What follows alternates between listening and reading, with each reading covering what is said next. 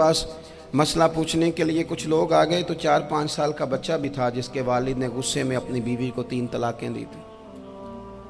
तो छोटा सा बच्चा, कपड़े भी फटे पुराने, और हालत बता रही थी कि गरीबी है।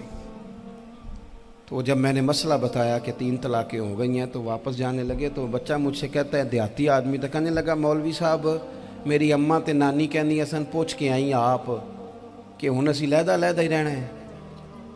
तो उस बच्चे की नौनिहाल की वो कैफियत देखी तो मैं रो पड़ा। मैंने कहा यार ये बच्चा बेचारा माँ बाप के होते हुए ये यतीमों जैसी ज़िंदगी गुजारेगा क्योंकि बाप ने तलाक दे दी। किस तरह मसाइल नहीं बताए लोगों को, तालीम से आगाही नहीं किया। और इसमें बहुत बड़ा जुल्म है उन लोगों का भी जो जनाजे पे खड़े होके तो कह देते हैं, मेरी तरह के लोग, अच्छे उलमा की बात नहीं करता, वो कह देते हैं देखो जिन लोगों को जनाजा नहीं आता, भैया आपने किस दिन इशा के बाद क्लास लगाई थी जनाजा सिखाने की? ये तो आपने कह दिया लोगों को कुरान जी ठीक नहीं आता। तो यहाँ तो बेचारी बीबियाँ जिनको सही पढ़ना नहीं आता वो मिशन बना लेती हैं कि मैंने इतने 100 को कुरान पाक पढ़ाना है, बेवा हो गई हूँ, तलाक याफ्ता हो गई हूँ, सारी ज़िंदगी कुरान पढ़ाऊँगी। हम क्यों ये मिशन नहीं बनाते, क्यों इस तरफ सफ़र नहीं करते? एक तो दीनी मालूमात में, दीनी उलूम में अपने आप को लगाएं और ज़ौक़ पैदा करें कि जो चीज़ें मुझे नहीं आती मैंने वो सीखनी है, जो मामलात मुझे नहीं आते मैंने उनकी तरफ सफ़र करना है। एक तो अपना ये मिजाज बनाएं। और जब आप दीनी उलूम सीखते हैं तो पता है कौन सा मंज़र कायम होता है?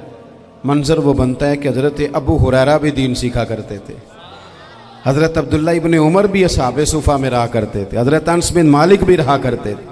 और ऐसा मंज़र बनता है कि हज़रत सैयदा खदीजतुल कुबरा रज़ी अल्लाह तआला अन्हा फरमाती हैं, सैयदा फ़ातिमा हुज़ूर की गोद में बैठी होती थी और नबी पाक से बातें पूछती थी और हुज़ूर उन्हें बता रहे होते थे।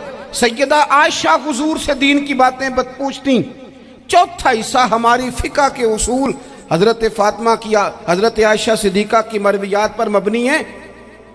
अगर हमारी बच्चियां छोड़ दें डाइजेस्ट पढ़ना, छोड़ दें इधर उधर की मूवी देखना और वो किताबों सुन्नत पर आ जाएं तो बहुत सारे मसाइल ऐसे हैं जो उलझने से पहले ही सुलझे हुए हों। दीनी तालीम का मिजाज और ज़ौक़। और दूसरी आयत करीमा मैंने तिलावत की, अल्लाह करीम ने कुरान मजीद में फरमाया, या अय्युहल्लज़ीना आमनू कू अनफुसकुम व अहलीकुम नारा, ऐ ईमान वालों खुद भी दोज़ख की आग से बचो और अपने घर वालों को भी बचाओ।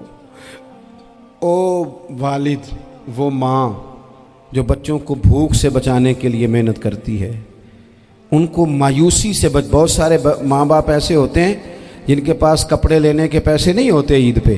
क्यों? अजान शुरू होगी जी, अजान सुने जी।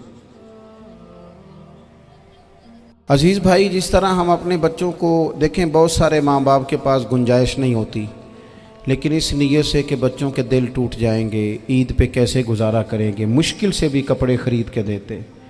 इस तरह हम अपने बच्चों को भूख से, प्यास से, मायूसी से बचाते हैं।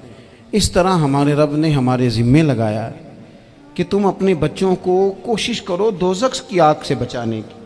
हज़रत उमर फ़ारूक रज़ी अल्लाह तआला अन्हु ने अर्ज़ किया था, या रसूल अल्लाह सल्लल्लाहु तआला अलैहि वसल्लम, इस आया करीमा का माना क्या है?